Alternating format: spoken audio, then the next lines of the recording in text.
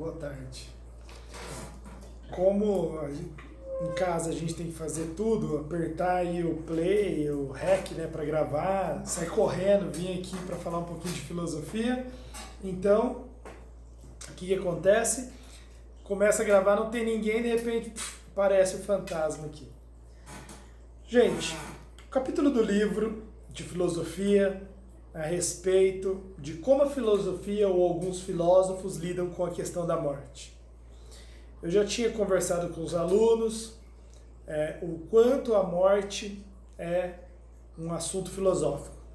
Talvez seja um dos assuntos mais filosóficos, né? Porque é justamente, como diria um grande filósofo que eu já citei, a morte é a musa da filosofia, diz o grande Schopenhauer. Se não fosse a morte, não estaremos fazendo filosofia, não estaremos refletindo.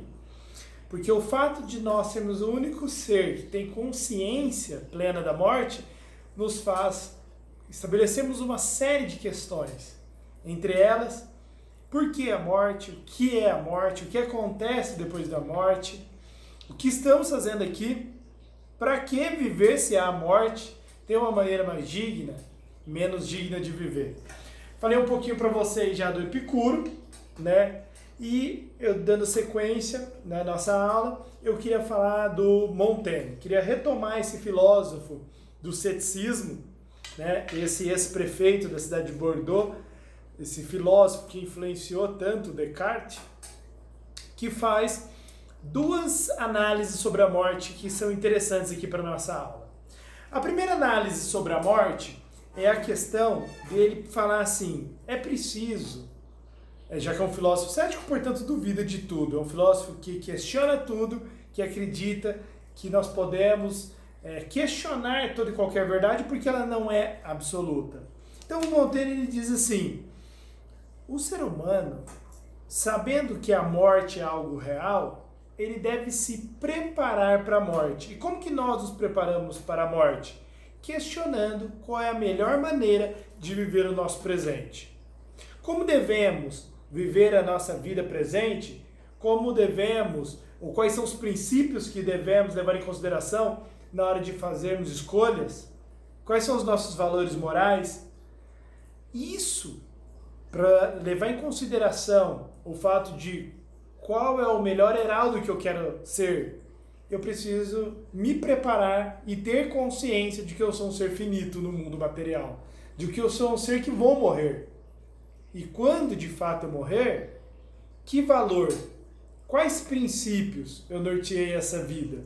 Então ele fala, se preparar para a morte é extremamente importante, diz Montaigne, porque é justamente o fato de você ter consciência é que você vai querer ter uma vida digna, que você vai escolher princípios e valores morais a ponto de valer a pena ter vivido.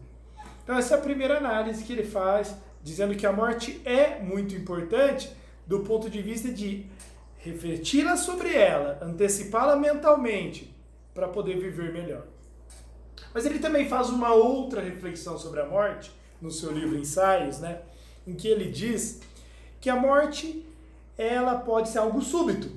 Você pode estar, de repente, com muita saúde e sem que mais você espere, você tenha lá um infarto, uma parada cardíaca, ou pior, um acidente, não sei se é pior, mas de qualquer fato é morte, né? Mas você pode ter um acidente e tirar a sua vida. Então, como a morte súbita é algo real, a gente também, ao mesmo tempo, tem que ter uma despreocupação com a morte.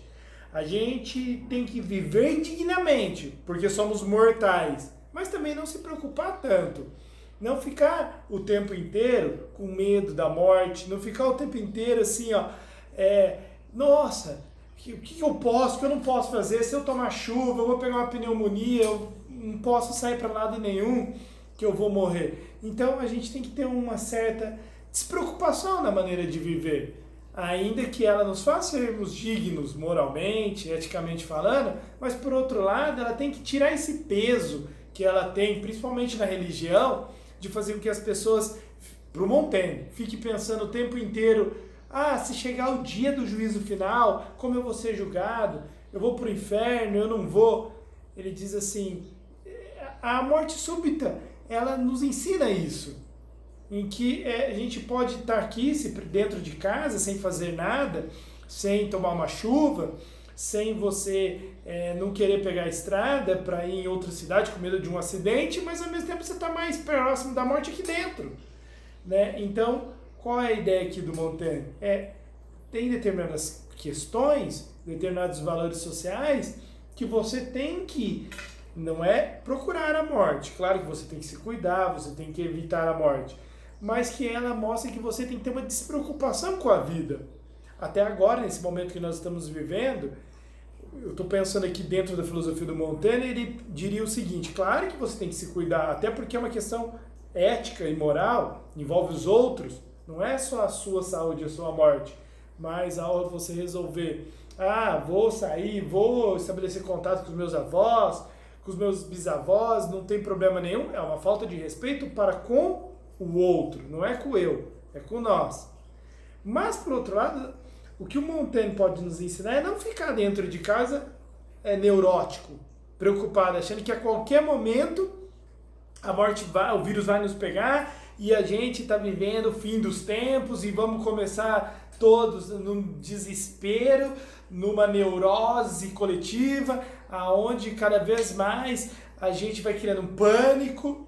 Não, isso aí a gente sabe, né? É sensacionalismo. O que a gente tem que fazer, o que a filosofia propõe, ainda mais a filosofia do Montaigne, é fazer exatamente o contrário.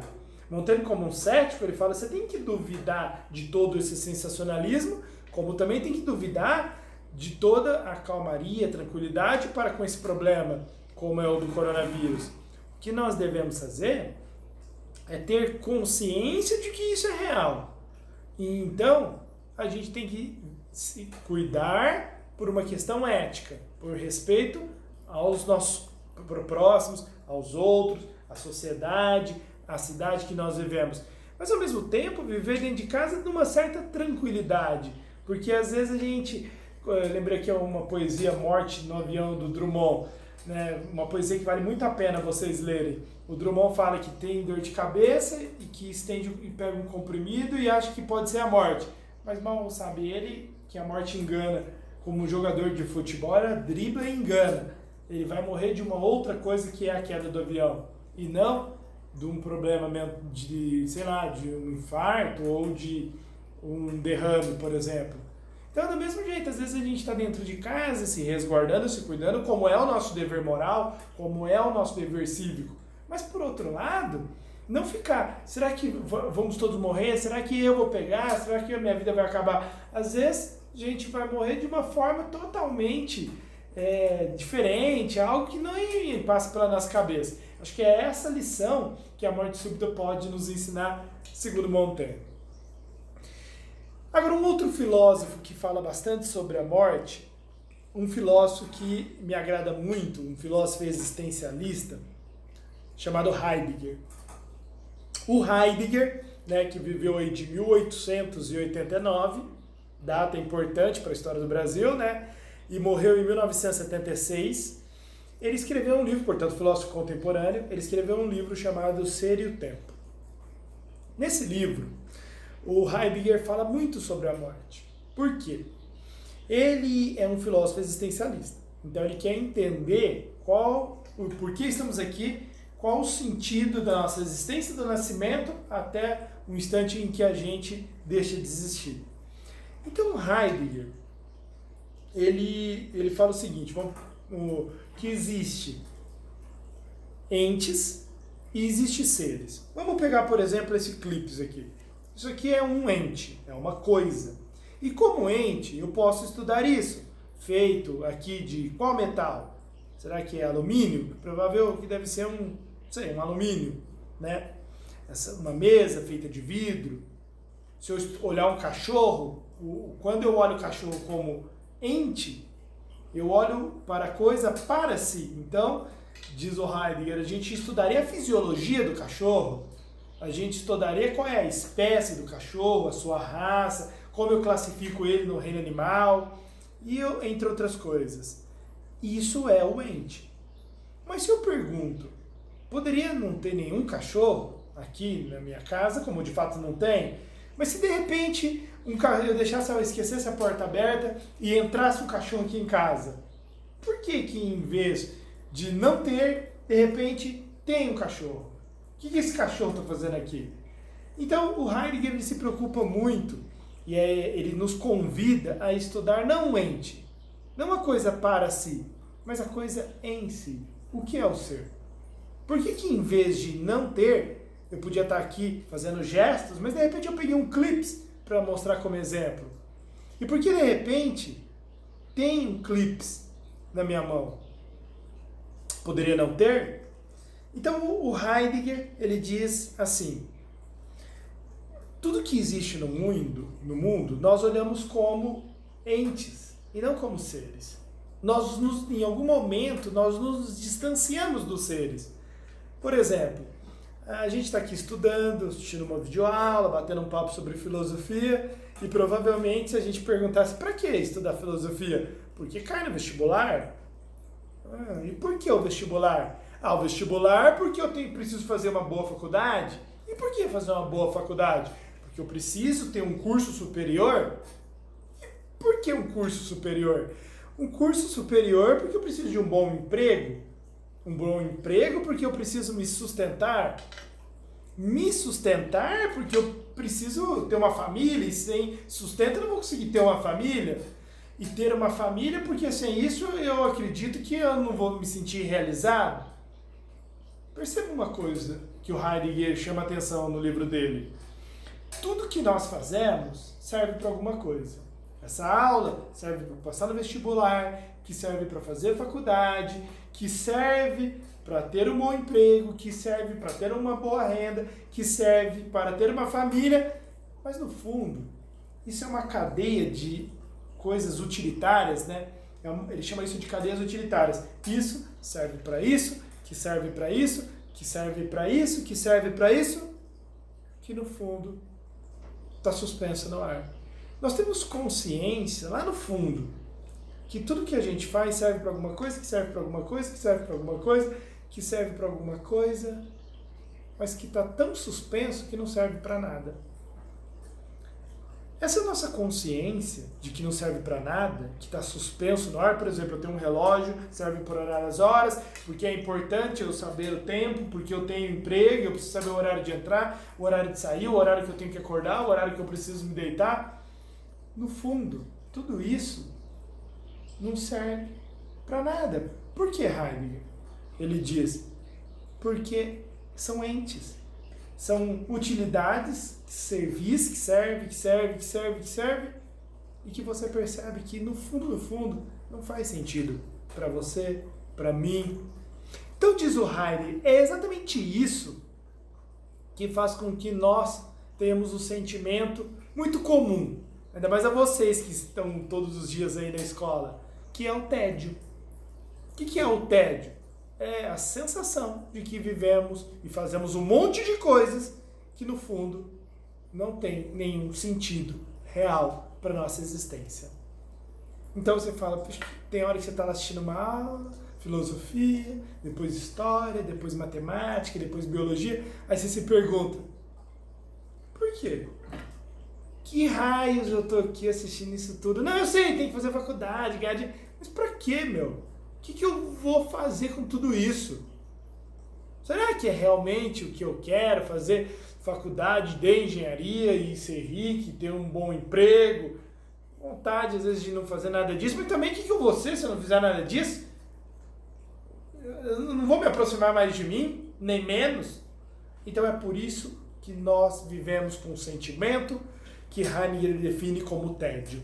O que é tédio? É essa nossa percepção que vivemos um sistema de cadeias utilitárias. E quando nós quebramos o tédio? Nós quebramos o tédio quando, por um breve momento, nós nos distanciamos do ente e nos aproximamos do ser. Eu estou dando essa aula aqui para vocês, refletindo o conceito de ente, de ser em Heidegger, para falar sobre a morte.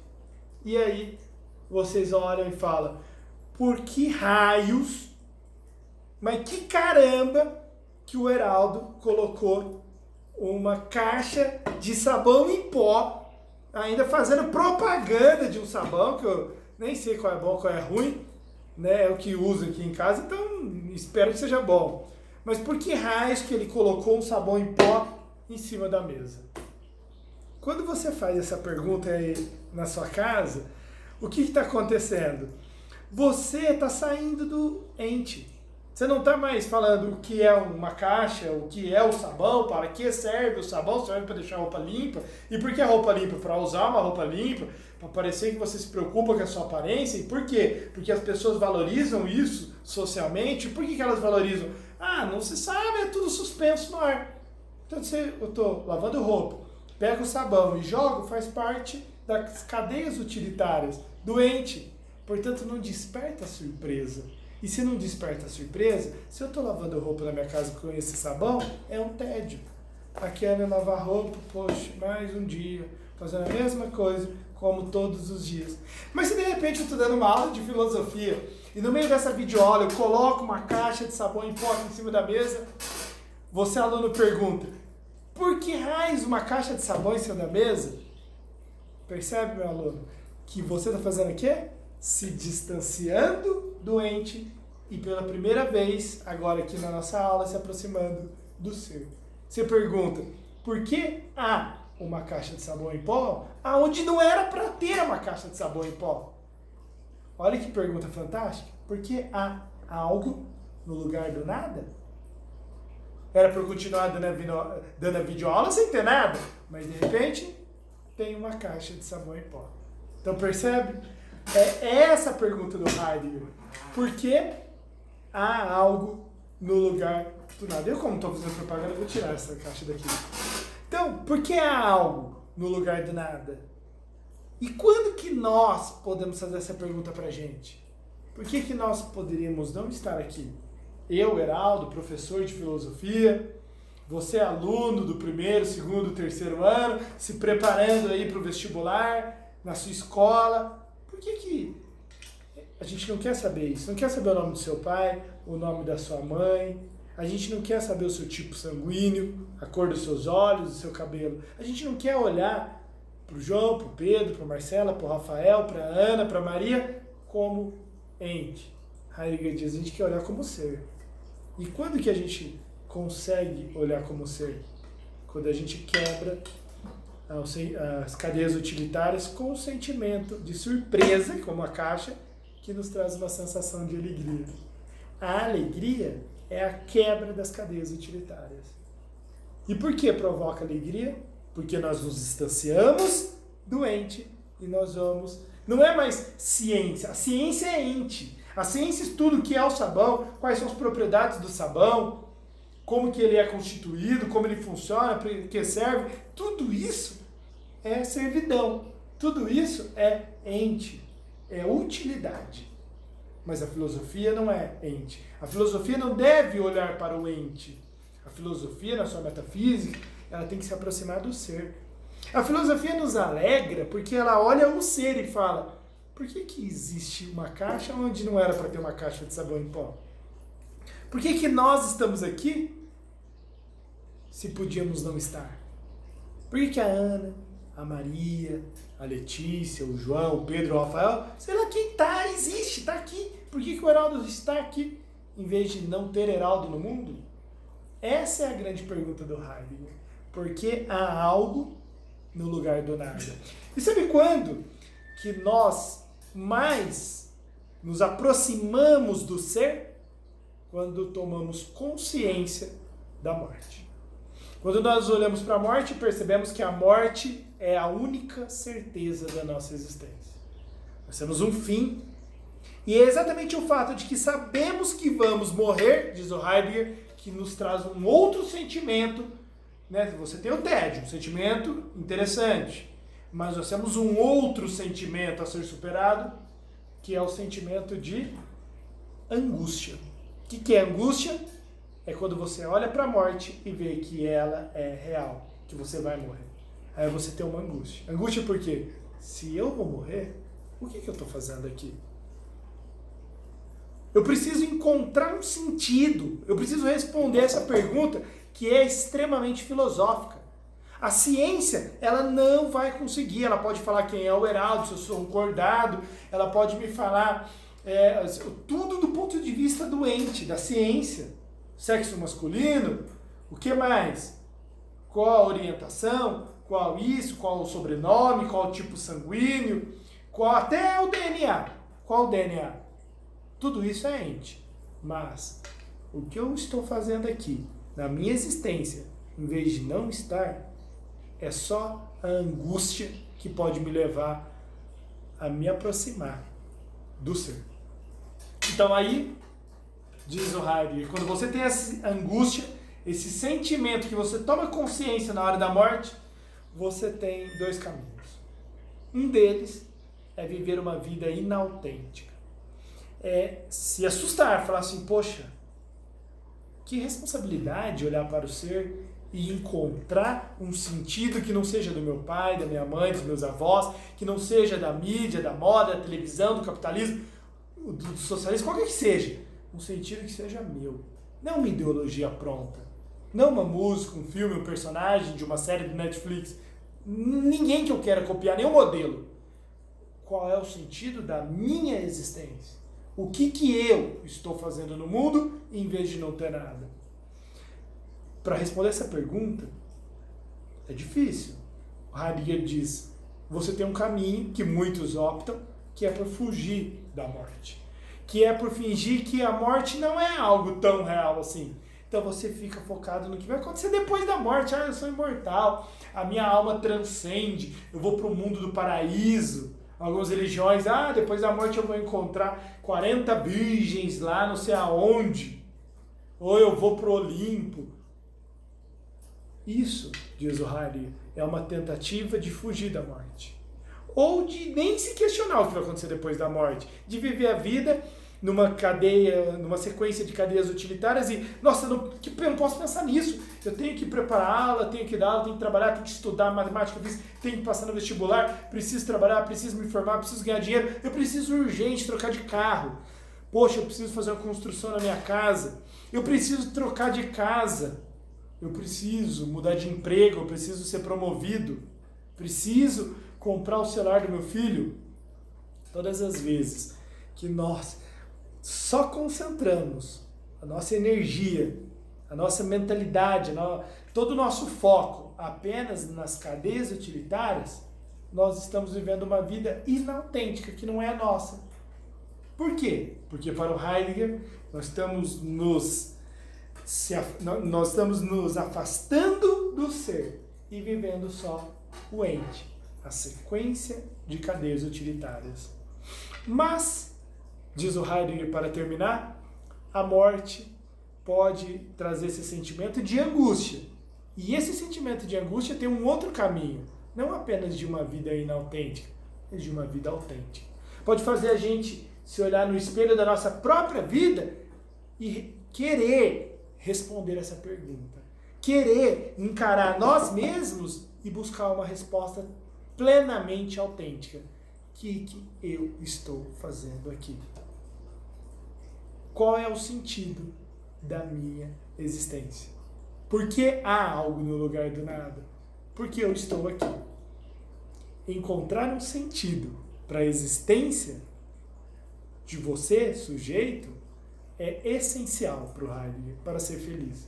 Porque uma vida digna, uma vida verdadeiramente feliz, não é uma vida baseada em modelos. Uma vida baseada em modelos é uma vida inautêntica, é uma vida tediosa. Para o Heidegger, uma vida feliz é uma vida em que você consegue superar esses dois sentimentos, o tédio e a angústia. Quando? Quando você responde a pergunta, por que há algo no lugar do nada? O que eu estou fazendo aqui? O que me motiva? O que me faz ser eu? Independente de toda e qualquer outra circunstância, todo e qualquer outro valor, isso faz eu olhar para dentro de mim mesmo e eu me encontrar, eu me aproximar do meu ser na minha existência. Então, para finalizar o Heidegger, a morte, ela é essencial, porque é ela que traz angústia em todos nós. Uns fogem dessa angústia. Uns lidam, na verdade não é fugir, uns lidam com essa angústia de uma outra forma. Ou fugindo dela, ou mascarando ela, mas algumas pessoas, e é aí que está o papel da filosofia, aí a filosofia, algumas pessoas através da filosofia, encara o ser e responde a pergunta. Porque há algo no lugar do nada. Bom, visto Heidegger, eu gostaria de terminar esse videozinho falando da morte, dizendo que a morte é um assunto também presente dentro da religião, né? E quase todas as religiões tentam explicar a morte, buscam explicação para a morte. Umas chamam a morte de passagem, outras de preparação, mas a morte é um assunto tão filosófico, tão presente, né, na existência, que é um assunto abordado aí pela filosofia metafísica, abordado principalmente pela religião, né? Aí a gente tem até algumas religiões que divergem, né? Por exemplo, o cristianismo católico e o cristianismo protestante acham que a morte é a passagem para uma vida diferente, né? A passagem para o paraíso, ou a passagem para uma vida que você vai viver em outro plano.